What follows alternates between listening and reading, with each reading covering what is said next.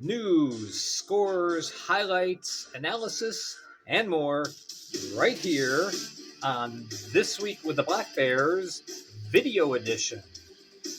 This week is, of course, the number one Black Bears fan podcast dedicated to your city, your team, your Binghamton Black Bears. All right, if that wasn't cheesy, I don't know what is. But anyway, hi, I'm Gary Ryan doing today's video segment. It's kind of an extension of the This Week Daily, but I'm also doing kind of a recap, an abbreviation, if you will, of the This Week with the Black Bears Weekend Edition podcast, which is on Spotify and Anchor. The episode is up entitled The Rumble Stumble, and you can listen to it by downloading Spotify. It's free to use, and it's all right there for you. All right, so we begin with news. We begin with recap. Cowbell. Gotta have more cowbell. All right.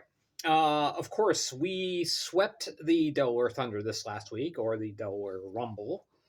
And it was an 8-2 win in very domineering fashion on Friday.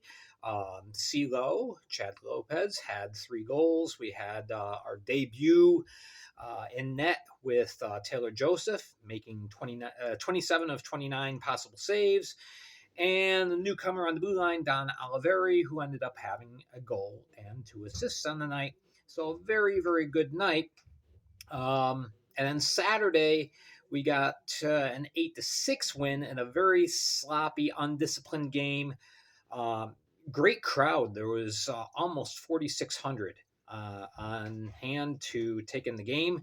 Of course, it was Star Wars night, so they had the Star Wars jerseys, and they also had the stick auction and whatnot. So good time to be had by all. Well, Ivashkin and Kirkby each had 2 goals. Riley McVeigh, despite not feeling at all well, ended up making 34 saves for his 12th win.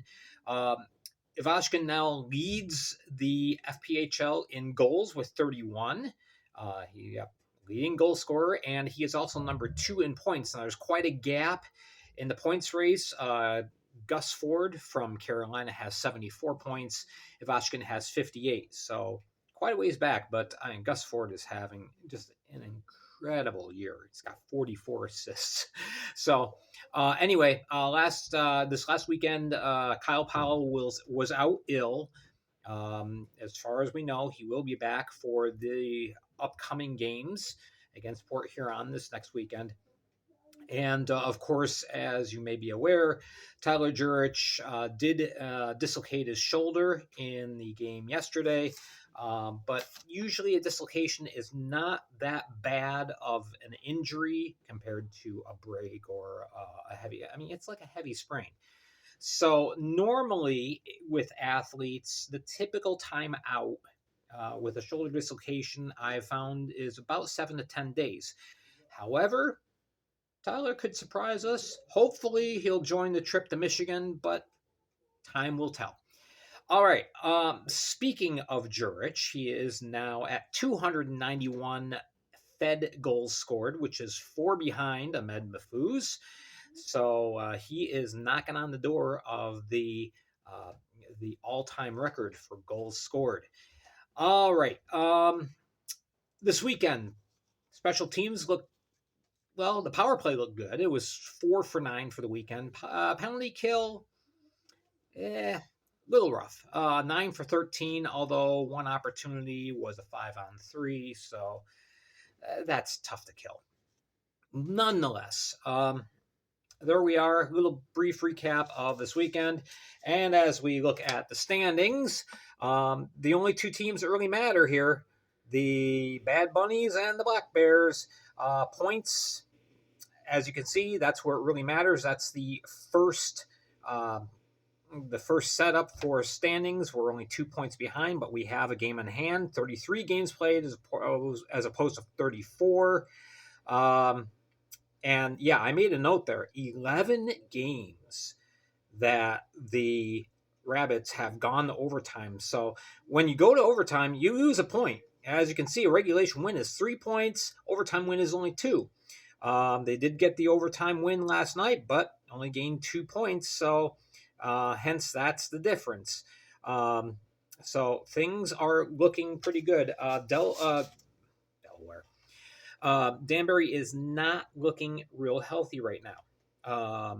And not as healthy as they were. I mean, yeah, they're still first in the division, but we're catching up and pretty darn quick too.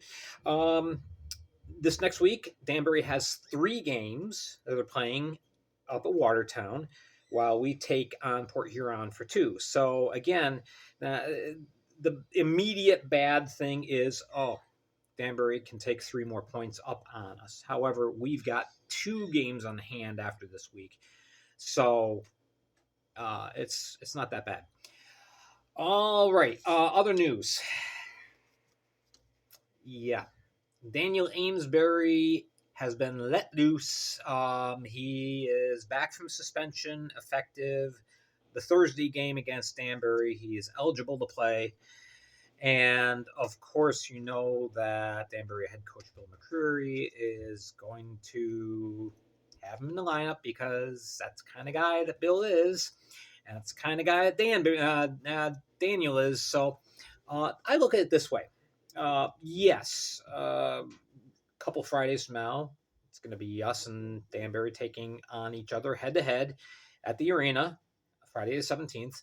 There's 3 opportunities Amesbury has to get himself suspended again. So whether he's around for the grand rematch, we'll wait and see. Danbury also has a little problem in that they are extremely short on defensive men, true defensive men. Now, they have people who are forwards playing defensive men, kind of like Gino D'Angelo. But as far as true defensemen, they've only had 4. And before this weekend's games against the Columbus River Dragons, Jared Yao, arguably their number 1 guy, got called up to Fayetteville of the SPHL. So, pardon my notes here. It's not going to be an easy road this weekend. And as we look at Watertown, yes, they're in 4th place. Defensively, they play well. So if they can play tight against Danbury 2 or 3 nights, Watertown could steal some points. Remember, the last time these 2 teams played, Watertown ended up with a shootout win. So we will see. Other news. Mathieu Boilard, he's going to be suspended. Not sure the length of the suspension. We will find that out most likely tomorrow. That's for his retaliatory slash after he was kicked. And of course, the referees turned everything into a hot garbage instead of it being offsetting minors. Boilard was the only one sent to the box. He ran his mouth, and it became 4 minutes plus 10 plus a game misconduct. So that's what the suspension is going to be. He apparently said some not too nice words. Trevor Babin, remember, the goaltender for Motor City, he got suspended for 4 games for saying bad words. Essentially, that's what it is. Here's hot take number 1. Yes, we are doing the cheesy labels here. Hot take number 1, and that is, it is time for the FPHL to get rid of the abuse of officials call. Just call it unsportsmanlike, and I mean that has worked for years and years and years. It's almost like the league's got to make a kind of a point to say, oh well, hey, talk back to the officials, so we're going to call it that. It's unnecessary. It's just unreal. All right. Roster cuts. All teams, remember, by next Monday, the 13th, have to be down to 22. And that is going to provide for some interesting speculation this week. Some interesting decisions that need to be made over the next 9 days, including today, by teams if they want to get under the roster limit, which they have to. It's league rule. Most of the teams are running at 23 total. I went through all the rosters today. There's a couple teams that are fine. Delaware is fine. Motor City is fine. But a lot of teams have to make at least one cut. And so it's going to make for a very interesting week ahead. All right. Anyway, other hot takes. Team discipline. Boy, that if there's a real Achilles heel to the Black Bears this year, that is it. We saw Friday night, they played a very good, sound game, didn't get crazy with stuff. And then last night, we had in the first period Taylor Cutting taking a lumberjack swing at Eric Melso. We had Boilard with his two-handed slash. We had Olivieri getting called for the only penalty that there was in the third. And he started running his mouth when he went into the box and almost earned himself more time. And I understand that he was given a direct signal from the bench across the ice. Shut it, stop, sit down. And thankfully he did. So he only had his 1-2 minute minor. All right. So we're going to go into a little analysis. If I can get this in here, because, this is cheesy. I can't even manage my own cheese. All right. Gjurich, and this is a big if he is out and unavailable for the games in Michigan this next week, it's going to leave an obvious hole in the lineup. And the question is, how do you feel that? Gjurich is a left winger. We are very, very strong on the team at both center and right wing, not so much the left side. So the question is, okay, who do you move up into that hole with Yates and Kirkby? Well, you could move Yates over to the left side. He is more naturally a right winger, but he has played left wing before. My thinking is you move Yates off center, move him over to the left, and swing Newberg in there. Newberg has been doing phenomenal on face-offs and with puck control. His game this year, I mean, he's not the big scorer that he used to be in seasons past, but man, he can really, really do a lot of things well.